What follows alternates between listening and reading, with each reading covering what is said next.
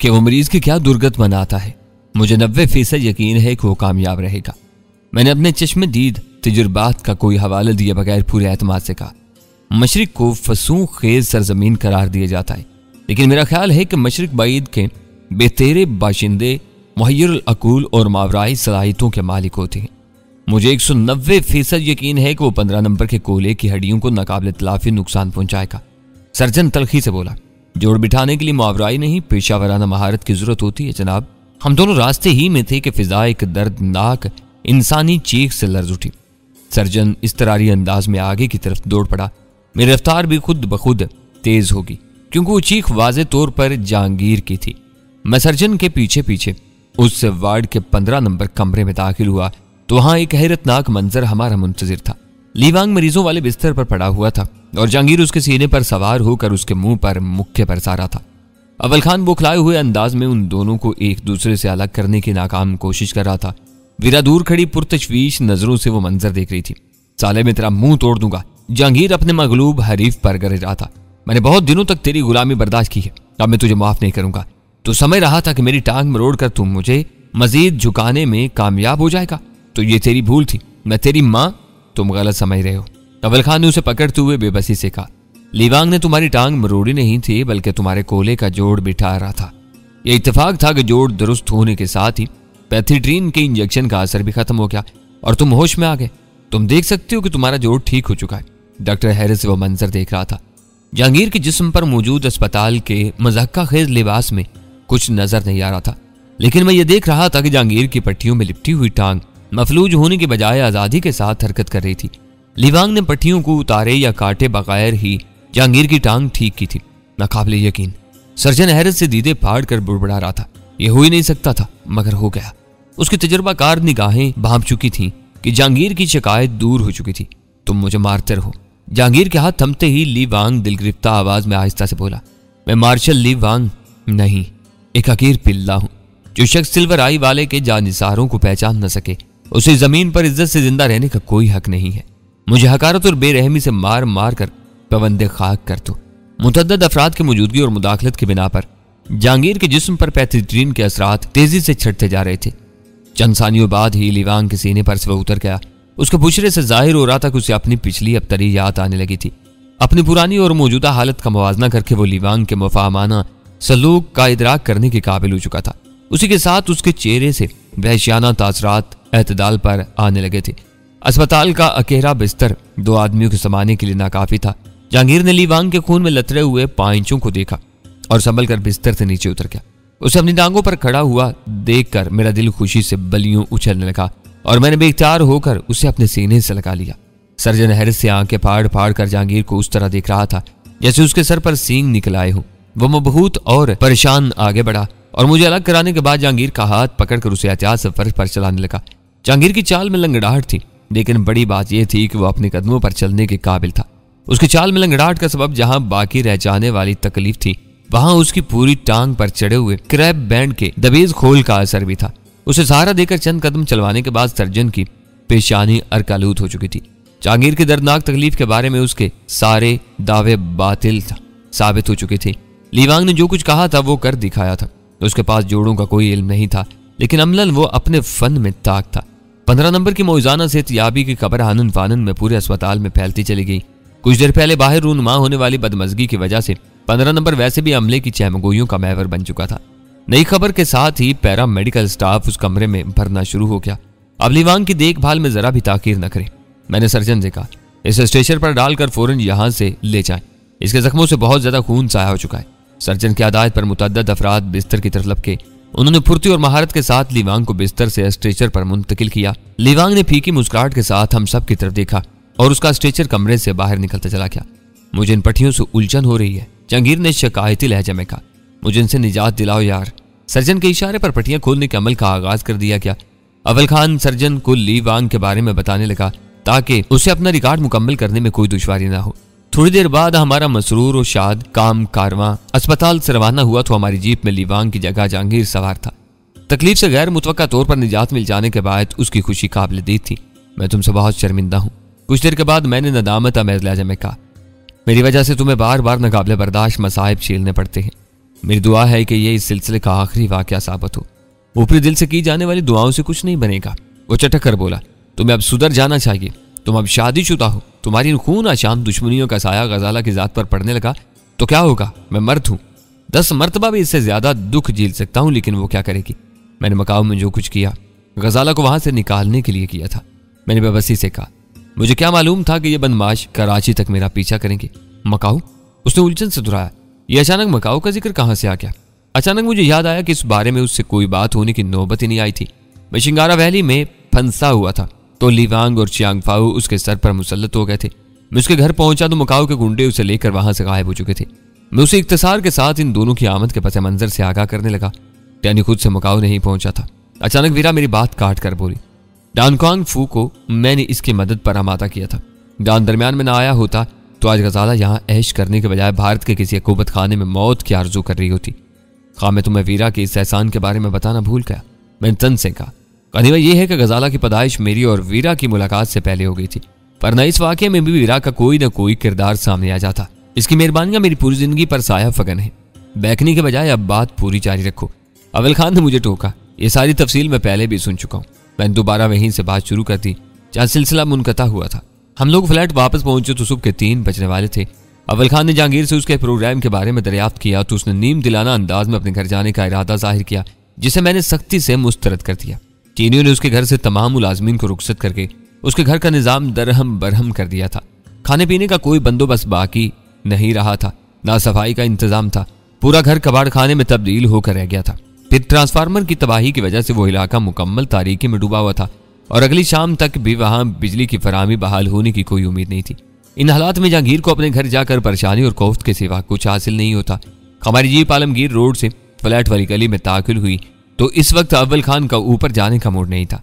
काम खत्म हो जाने के बाद वो जल्द अज जल्द अपने घर लौट जाने का ख्वाहिशमंद था। हम कुछ देर तक जीप ही में बैठे बातें करते रहे। इस दौरान में अव्वल खान की उकाबी नजरें बार बार गिरदोपेश का तवाफ करती रहीं। रफ्ता रफ्ता उसका वो इस्तराब इतना बढ़ गया कि मैं उसकी बेचैनी का सबब दरियाफ्त किए बगैर नहीं रह सका। ये जीप मेरे अमले के लिए जानी पहचानी है। मुझे हैरत है कि फ्लैट की हिफाजत करने वाले अभी तक इधर नहीं आए। मुझे इनके बारे में तशवीश हो रही है। जीप पहचान लेने के बाद उनमें से किसी न किसी को मेरे पास जरूर आना चाहिए था। उसने आगे पीछे नजरें दौड़ाते हुए कहा। मुझे याद आया कि उसने फ्लैट से जहांगीर के घर की तरफ रवाना होने से पहले फोन पर अपने अमले को हदायत दी थी कि 6 कमांडोज जहांगीर के घर की तरफ और 4 मुहाफिज फ्लैट के लिए रवाना कर दिए जाएं। अगर वो 4 आदमी इन इतराफ में मौजूद थे तो उनमें से किसी न किसी को रिपोर्ट देने के लिए अपनी जीप की तरफ आना चाहिए था। हो सकता है कि वो जमालुद्दीन अफगानी रोड पर अपनी गाड़ी में बैठे हों। जहांगीर ने अपनी राय जाहिर की। इस फ्लैट का मालिक होने की वजह से उस इलाके की सड़कों के नामों से बाखूबी वाकिफ था। इस रुख पर खिड़कियां या फिर फ्लैट की बालकनी है। अव्वल खान बरहमी से बोला, वो उधर क्यों झक मार रहे हैं? उन्हें आराम ही करना था तो इस गली में कहीं गाड़ी पार कर लेते। फ्लैट वाली बिल्डिंग में दाखिले का रास्ता और जीने इसी तरफ है। देखभाल की असल जरूरत इस समत में है, सामने नहीं। कहीं कोई गड़बड़ न हो गई हो? मैंने धड़कते हुए दिल के साथ कहा। गड़बड़? अव्वल खान भड़क कर बोला, कैसी गड़बड़? सारा खतरा लीवांग और चियांगफाओ की तरफ से था। वो सारा वक्त हमारे सामने रहे हैं। उन्हें मकामियों को कोई मदद भी हासिल नहीं हो सकी। फिर गड़बड़ करने वाले खाकी अंडे कहां से आ गए? चियांगफाओ का क्या बना? जहांगीर उसका नाम सुनते ही गैर मुतलका सवाल कर बैठा। वो नजर नहीं आया। वो तुम्हारे मोहल्ले में एक रिटायर्ड ब्रिगेडियर के मकान में मुकाबला करता हुआ मारा गया। वीरा बोली। ओह, वो मुझसे कुरेद कर पड़ोसियों के बारे में सवालात करते रहते थे। जहांगीर बुड़बुड़ाया। मुझे पहले से छुपा था कि अपने अकेलेपन की वजह से ब्रिगेडियर साहब इन खबीसों का मरगूब निशाना बन सकते हैं। मैंने जहांगीर की बेवक्त की रागनी पर ध्यान नहीं दिया। मेरा जहन अव्वल खान को उठाए हुए मसले में बुरी तरह उलझ कर रह गया था और मेरी छठी हिस्स मुझे किसी अनजान खतरे का एहसास दिला रही थी। मेरे जहन में एक मरतबा फिर कीड़ा रेंगने लगा। अव्वल खान STF का एक बाइख्तियार और जिम्मेदार अफसर जरूर था, लेकिन कोई फोकल बशर हस्ती नहीं था। 2 हाथों और 2 पैरों वाला ही काम आदमी था। अगर फ्लैट में कोई संगीन सूरत-ए-हाल रूनमा हो ही गई थी तो अव्वल खान उसके अजाले के लिए कोई मौजा दिखाने की पोजीशन में नहीं था। मैं नरमी से कहा, बिला वजह अपने जहन को ना थकाओ। 3 बजने वाले हैं। तुम्हारे बीवी बच्चे तुम्हारा इंतजार कर रहे होंगे। इत्मीनान से घर जाओ। कोई बात हुई तो हम फोन पर बात कर लेंगे। तुम खुले दिल से बात कर रहे हो? अव्वल खान ने गैर मुतवक्का तौर पर तेजी से सवाल किया। मुझे यूं लगा जैसे उसने मेरे दिल की बात पढ़ ली हो, या फिर वो वाकई अपने घर वालों के किसी मसले के बारे में फिक्रमंद था। तुम जाओ। मैंने अपनी समत का दरवाजा खोलते हुए कहा। 10 मिनट बाद मैं तुम्हें फोन पर खैरियत की इतला दे दूंगा। हो सकता है कि तुम्हारे चारों आदमी इस वक्त ऊपर कार्ड्स ही खेल रहे हो। मेरे साथ जहांगीर और वीरा भी जीप छोड़कर नीचे आ गए। कैबिन की रोशनी जली और दरवाजा बंद होते ही बुझ गई। तुम फोन ना करना, घर पहुंचकर मैं खुद फोन करूंगा, अव्वल खान ने कहा। अगर इस वक्त मुझे अपनी बच्ची का ख्याल ना आ गया होता तो मैं ऊपर जरूर चलता। इसे कल से खसरा निकली हुई के। हम तीनों ने अलविदाइया अंदाज में हाथ लहराए और जीप तेजी से आगे बढ़ी। मेरे दिमाग में खतरे की घंटी बज रही थी। मुझे डर था कि कहीं अचानक ही किसी सम से गोलियों की बौछार शुरू ना हो जाए, लेकिन गनीमत है कि ऐसा कोई वाकया रुनमा नहीं हुआ और हम सोए हुए चौकीदार की चारपाई के करीब से गुजरकर जीनों की तरफ बढ़ते चले गए। अनजाने खौफ और बेयकीनी के आलम में मैंने उन दोनों के साथ सीने अबूर किए और ऊपर पहुंचते ही आहिस्तगी से डोर बेल बजा दी। रात के सन्नाटे में अंदर घंटी का मुख्तसर सा शोर सुनाई दिया। अंदर कदमों की चाप सुनाई दी जो दरवाजे तक आकर मालूम होगी। शायद गजाला व्यू हॉल में लगे हुए अदसे से बाहर का जायजा ले रही थी। मैं उसके कदमों की आहट अच्छी तरह पहचानता था और पूरी यकीन था कि दरवाजे के पीछे वही होगी। दरवाजा खोलो, मैंने आहिस्तगी से कहा। बुलेट सिरकने की आवाज के बाद हैंडल घुमा और दरवाजा खुल गया। गजाला मेरे सामने मौजूद थे। मुझे देखते ही उसके परेशान और मुतवाहिश चेहरे पर मुस्कुराहट तोड़ गई। हम तीनों यके बाद दीगरे अंदर दाखिल हो गए। जहांगीर को देखकर गजाला का चेहरा मजीद खिल उठा। इन लोगों की वापसी में देर होने की वजह से मुझे तुम्हारे बारे में फिक्र लाहक हो गई थी। गजाला ने हंसकर जहांगीर से कहा, खुदा का शुक्र है कि तुम सही सलामत नजर आ रहे हो। फिर उसने चौंक कर मुझसे सवाल किया, सुल्तान शाह कहाँ है? सुल्तान शाह? मेरी खोपड़ी भग से उड़ गई। उसे तो मैं यहीं छोड़ कर गया था। मेरे जवाब पर गजाला का चेहरा धुआं हो गया। वो यहीं था, लेकिन तुम्हारा पैगाम मिलने पर गया था। उसे जल्द अज जल्द लसबेला पहुंचने के लिए कहा गया था और वो फौरन ही हाथ से निकल गया था। गजाला के जवाब पर सब भी भौंचका रह गए। मैंने हैरत से कहा, मेरा पैगाम? तुम्हारा दिमाग तो नहीं चल गया है? मुझे किसी और से फोन कराने की क्या जरूरत थी? क्या मैं खुद फोन नहीं कर सकता था? मेरे जहन में भी ये सब सवालात आए थे। गजाला ने किसी इश्तियाल का मुजाहिरा किए बगैर कहा, लेकिन वो किसी सवाल का जवाब देने पर आमादा नहीं था। पैगाम देकर उसने फोन बंद कर दिया था। ये कब का वाकया है? वीरनपुर ख्याल लहजा में सवाल किया। तुम्हारे फोन के 10-15 मिनट बाद वो कॉल आई थी, गजाला ने बताया। और तुमने ये तक नहीं सोचा कि कोई गड़बड़ होती तो वीरा तुम्हें कोई इशारा जरूर देती? मैंने कहा, बहुत कुछ, बल्कि सब कुछ सोचा था। गजाला ने इस बार सर्द लहजा में जवाब दिया। मैंने असल बात का कोई लगाने के लिए जहांगीर के घर फोन भी किया था, मगर वहां फोन मुसलसल अंगेज था। अपने सारे ख्यालात के बावजूद हम दोनों ये समझने पर मजबूर हो गए कि वहां अचानक ही काया पलट हो चुकी है और तुम्हें सुल्तान शाह की जरूरत पेश आ गई है, इसलिए उसे भेजना ही पड़ गया। फोन मुसलसल कैसे अंगेज रह सकता था? मैंने चिड़चिड़ लहजा में कहा, वीरा ने तुमसे मुख्तसर सी बात की, इसके बाद फोन खाली था, बिल्कुल ठीक काम कर रहा था। हो सकता है कि गड़बड़ हो गई हो, वीरा ने कुछ सोचते हुए एतराफ किया। वहां अंधेरा था, बाद में की जाने वाली रोशनी भी नाकाफी थी। मुझे याद पड़ता है कि मैंने रिसीवर क्रैडल पर रखना चाहा था तो हाथ बह गया था। मैं अपनी झोंक में थी। हो सकता है कि मैंने रिसीवर सही तरह न रखा हो। वीरा का जवाब सुनकर मेरा उबाल कम हो गया। मैंने चंद सानियों की खामोशी के बाद गजाला से पूछा, वो कौन था?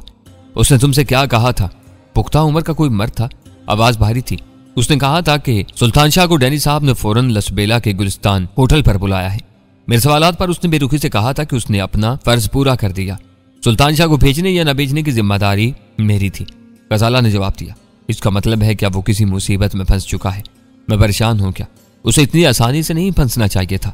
गजाला की आवाज में एतमाद था। हम दोनों को शुबा हो गया था। इस वक्त तक अव्वल खान के 2 आदमी यहाँ आ चुके थे और उन्होंने अपनी निशानदेही कराते हुए मुआजरत कर ली थी कि नफरी की किल्लत की वजह से अव्वल खान के हुक्म के मुताबिक 4 आदमी नहीं आ सके थे। सुल्तान शाह उन दोनों के साथ उन्हीं की गाड़ी से गया था। उनका इरादा था कि वो मुकर्रा मकाम से पहले ही उसकी गाड़ी से उतर जाएगा ताकि वो दोनों दूर से उस पर नजर रख सकें। लसबेला का चौराहा ट्रांसपोर्ट का काम करने वालों की जन्नत है। वहां के होटल रात भर मसरूफ रहते हैं। मैंने कहा, हो सकता है कि वो ट्रैप हो। सुल्तान शाह के लसबेला पहुंचने से पहले ही उसे घेरने का मंसूबा बना लिया गया हो। ऐसी सूरत हाल में वो तीनों एक साथ घेर लिए गए होंगे। ये सब बात की बातें हैं। जहांगीर ने वीरा को बोलने का मौका नहीं दिया। पहले यह बताओ कि तुम इस वाकया की कड़ियां किस समत में मिला रहे हो? मुखालफों का तयन होने के बाद गुत्थी सुलझाने में आसानी हो जाएगी। हमारे मुश्तरका दुश्मनों में से कोई भी हो सकता है। मैंने टहलते हुए कहा, मुश्तरका दुश्मन होता तो सुल्तान शाह के बजाय तुम्हारी फिक्र करता। जहांगीर ने मुझे चौंका दिया। सवाल यह पैदा होता है कि उसने तुम्हारे हवाले से सुल्तान शाह ही को क्यों बुलवाया? वो गजाला को भी बुला सकता था। तुम्हारी बात से असल नुक्ता यह पैदा हो रहा है कि उसने पूरे एतमाद से मेरा नाम इस्तेमाल किया, यानी उसे यकीन था कि मैं फ्लैट पर मौजूद नहीं था। हम लोग तुमसे बात करने के बाद अचानक यहाँ से चल पड़े थे। किसी गैर मुतलका आदमी को मेरी रवानगी का इल्म कैसे हुआ? वो यकीनी तौर पर आज के वाकयात में मुलव्विस था और उसे मालूम था कि मैं तुम्हारे मकान पर रूनमा होने वाले वाकयात में उलझा हुआ हूँ। इसलिए उसने दीदा दलेरी से मेरा नाम इस्तेमाल करके सुल्तान शाह को फौरी तौर पर लसबेला पहुंचने की हिदायत डाली। मैंने पुरजोश अंदाज में अपने दलाइल सबके सामने रख दिए। जहांगीर का मुंह लटक गया। और ओपुज मुर्दा आवाज में बोला, तुमने पूरी बात ही घुमा थी, अब इस पर नए सिरे से सोचना पड़ेगा। मैं ये कहना चाह रहा था कि वो सुल्तान शाह का कोई जाती दुश्मन भी हो सकता है। वो जिस इलाके का बाशिंदा है वहां पुरानी दुश्मनियां चलती रहती हैं।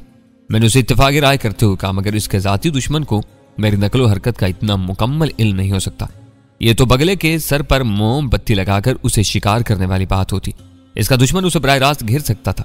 मैं खुद भी इस ख्याल पर इसरार नहीं कर रहा। जहांगीर आहिस्तगी से बोला, तुम्हारी बात में वजन है। हम लोगों के अलावा सिर्फ अव्वल खान के आदमी हर बात से बाखबर थे। मैंने कहना शुरू किया, बाद में चीनियों को हमारी कार्रवाई का इल्म हो गया। उन्होंने फोन नहीं किया। उनके साथ कोई मकामी आदमी भी नहीं था जिस पर शुबा किया जाए। फिर वो कौन हो सकता है? कोई ऐसा आदमी जिसे मेरे फ्लैट पर मौजूद ना होने का पूरा यकीन हो। तुम लोग इस छोटे से फ्लैट में घुसकर चरलाक हुम्स बनने की कोशिश कर रहे हो। फिर अपनी जगह छोड़कर इस्तजाइया लहजम बोली।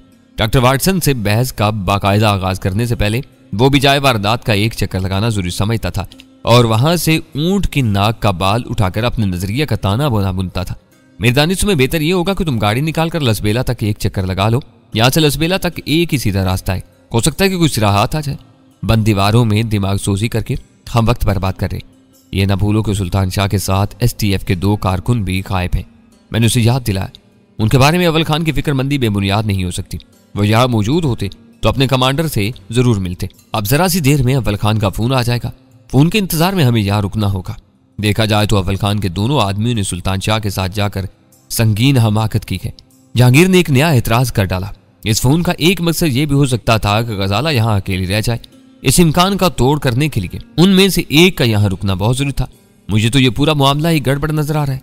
आप इस गड़बड़ की वजाहत करना पसंद फरमाएंगे? मैंने उसे घूरते हुए नागवारी से कहा, STF वालों को मालूम है कि तुम घर पर नहीं हो। अव्वल खान यहाँ के लिए 4 आदमी तलब करता है, लेकिन सिर्फ 2 आते हैं और वो दोनों भी इतने अहमक हैं कि सुल्तान शाह की बिपता सुनते ही उसके साथ चल पड़ते हैं। इन तमाम बातों को यकजा करके सोचो तो तुम्हारा जहन क्या फैसला सादर करेगा। जहांगीर ने मेरे लबो लहजा पर बुरा माने बगैर कहा।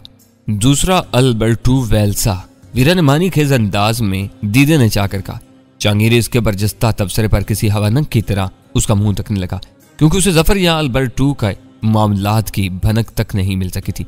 यह तालवी जुबान का एक जो मानी मुहावरा है। वीरा ने जहांगीर की इस तफसार तलब निगाहों पर रहम खाकर संजीदगी से कहा, यह अपनों में से किसी गद्दार की मौजूदगी के मौका पर बोला जाता है, ब्रोड्स U2 की तरह।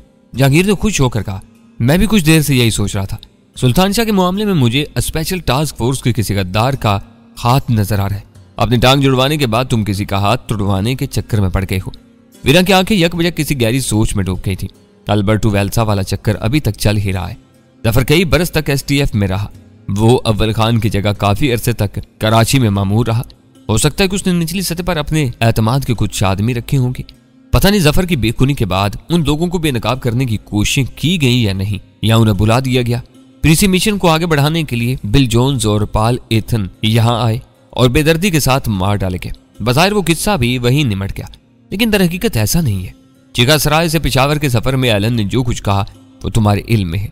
सिर्फ कर्नल जैसी जोन्स को अपने अकलौते बेटे के अंजाम की फिक्र है, बल्कि डेविड स्टार वाला रास अलमेडा भी अपने तकरीबी मंसूबे की पेशरफ्त में गहरी दिलचस्पी ले रहा है। एलन पेशावर तक हमारे साथ आया था। वो बाद में विजय के जरिए भी तुमसे मिला था। कहीं ऐसा तो नहीं कि एलन कराची आ पहुंचा और STF में जफर के किसी मोतमद से मिल बैठने में कामयाब हो गया हो? लेकिन एलन को डेलिंग की आज की नकलो हरकत का इल्म कैसे हो सकता होगा? गजाला उससे मुत्तफिक नहीं थी। यूं समझो कि एलन हर वो बात जानता है जो STF वाले जानते हैं। आज के किस्से में एलन को कुछ करने की जरूरत ही नहीं थी। वीरा ने जहांगीर के जाहिर किए हुए शुबहात की कड़ियां दूर तक फैला दी थी। अल्बर्टो वेल्सा के मोतमद ने मौका गनीमत जानकर खुद ही कार्रवाई शुरू कर दी। अब वो सुल्तान शाह को एलन के हवाले कर देगा। जिन लोगों को हराम की बेतोल आमदनी के मजे भर जाते हैं वो बहकने में एक लम्हे की ताखीर भी नहीं करते। मेरी कुछ समझ में नहीं आ रहा कि तुम लोग क्या बातें कर रहे हो। जहांगीर ने एहतजाज किया, मैं बदरू से चिगा सराय के बारे में भी सुन चुका हूँ। इसका मतलब है कि तुम अफगानिस्तान में भी हो आए हो। तुम गैर जरूरी बातों पर अपना दिमाग न थकाओ। मैंने उसे पुचकारते हुए कहा, हम अफगानिस्तान अपनी मर्जी से नहीं गए थे, बल्कि जबरदस्ती ले जाए गए थे। हमें वहां पहुंचाने वाले भी बदरू दादा के मुलाजिम थे, लेकिन वो एक लंबी कहानी है जो मैं तुम्हें फुर्सत में सुनाऊंगा। फिलहाल इतना काफी है कि तुमने अपनी जहनी परागंदगी के बावजूद हमें एक राज सोचा दी है। अब हमें यकसुई से इस पर मगजजनी करनी होगी। थोड़ी देर बाद अव्वल खान का फोन आ ही गया। इस दौरान में जहांगीर ने स्काच की बोतल तलाश कर ली थी और लंगड़ाता हुआ एक ख्वाबगाह में जा घुसा था। चीनियों की अजियतनाक कैद से रिहाई पाने के बाद उसे ज़हनी आवारगी की जरूरत महसूस हो रही थी। जो मुमताज काज के बगैर पूरी नहीं हो सकती थी। अव्वल खान ने छूटते ही मुझसे खैरियत दरियाफ्त की। मैंने रस्मी सा जवाब देकर उसकी अलील बेटी के बारे में पूछा। अव्वल खान उसकी तरफ से मुतमईन था। उसके सुकून का अंदाजा लगाने के बाद मैंने पुरस्रार फोन कॉल और उसके बाद रूनमा होने वाले वाकयात का जिक्र छेड़ दिया। ये तुम कैसे कह रहे हो कि सुल्तान शाह मेरे आदमियों के साथ क्या था? पूरी बात सुनने के बाद उसने पूछा। गजाला ने यही बताया है, सुल्तान शाह इसी इरादे से फ्लैट से निकला था, फिर तुम्हारे आदमी भी कहीं मौजूद नहीं है। उनके लापता होने पर तुम्हें गुस्सा आ रहा था। मैं अपने शुबहात का जिक्र दानिस्ता गोल कर गया। तो क्या वो चारों ही सुल्तान शाह के साथ चले गए? अव्वल खान का पारा चढ़ने लगा। 4 नहीं सिर्फ 2 आए थे। नफरी की कमी का मामला दरपेश था। मैंने आहिस्तगी से कहा, बदकिस्मती से शायद वो दोनों ही सुल्तान शाह के साथ चले गए और अब तीनों लापता है। जाना ही था तो उनमें से एक जाता, दूसरों को वहीं रुकना चाहिए था। हमारा भी यही ख्याल है, लेकिन जो होना था वो हो चुका।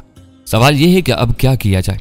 मुझे कुछ गड़बड़ मालूम होती है। अव्वल खान ने नतीजा अखज करते हुए कहा, मैं स्टेशन 4 से चेक करता हूँ कि वो दोनों कौन थे। आजकल मैं अपने कुछ आदमियों की निगरानी भी करवा रहा हूँ। मेरा ख्याल है कि फोर्स में कुछ काली भेड़ें घुसाने में कामयाब हो गई हैं, लेकिन अभी तक कोई हाथ नहीं आ सका है। इस बिगाड़ की दाग बेल अल्बर्टो वेल्सा ने डाली होगी। ये आज या कल की बात मालूम नहीं होती। मैं दफ्तर से राब्ता करने के बाद बात करूंगा। अव्वल खान ने तेजी से ये कहकर सिलसिला मुनक़ता कर दिया। मैंने क्रैडल दबाने के बाद जहांगीर के घर का नंबर मिलाना शुरू कर दिया। आखिरी हिंसा डायल करते रिसीवर पर अंगेज टून सुनाई देने लगी। मैंने कुछ देर तक फोन बंद रखने के बाद दोबारा कोशिश की। इस बार भी उस अंगेज टून ने मेरा इस्तकबाल किया और मैंने एक गहरा सांस लेकर बिजली से रिसीवर क्रैडल पर पटक दिया। किसका नंबर मिला रहे थे? वीरा ने चौंक कर चुपते हुए लहजा में पूछा। जहांगीर का। मैंने उसे मुलामत हमें नजरों से घूरते हुए कहा, फोन इस वक्त भी अंगेज जा रहा है। तुमने रिसीवर सही तरीके से नहीं रखा होगा। तुम्हारी जरा सी लग्जिश सुल्तान शाह के हक में आजाब बन चुकी है। यह तवक्का न रखना कि मैं अपनी गलती पर नादम होकर खुदकुशी के इम्कानात पर गौर करने बैठ जाऊंगी। उसने तुर्शी से कहा, आमतौर से छोटी छोटी गलतियां ही बड़े वाकयात की बुनियाद बनती हैं। ये कोई नई बात नहीं है। हाँ, अब इस लकीर को पीटने का कोई फायदा नहीं है। गजाला ने उसका साथ देते हुए कहा। वीरा तरंग में थी। इस वक्त उसे अंदाजा भी नहीं हुआ होगा कि उसकी गलती किन वाकयात का पेश खैमा हो सकती है। उसे छोड़ो और यह बताओ कि अव्वल खान क्या कह रहा है? वीरा ने सिगरेट सुलगाकर पूछा। वो भी इसी समत में सोच रहा है जिसकी निशानदेही जहांगीर ने की थी, यानी उसे भी अपने आदमियों पर शुबा है। वीरा ने हैरत से सवाल किया। बदकिस्मती से ऐसा ही है। मैंने शिकस्त खोरदा आवाज में एतराफ किया। शुभात की बिना पर वो आजकल अपने ही कुछ लोगों की निगरानी भी करवा रहा है। अब वो स्टेशन 4 से मालूम कर रहा होगा कि यहाँ भेजे जाने वाले 2 अफराद कौन थे। उसके बाद ही सही सूरत हाल सामने आएगी।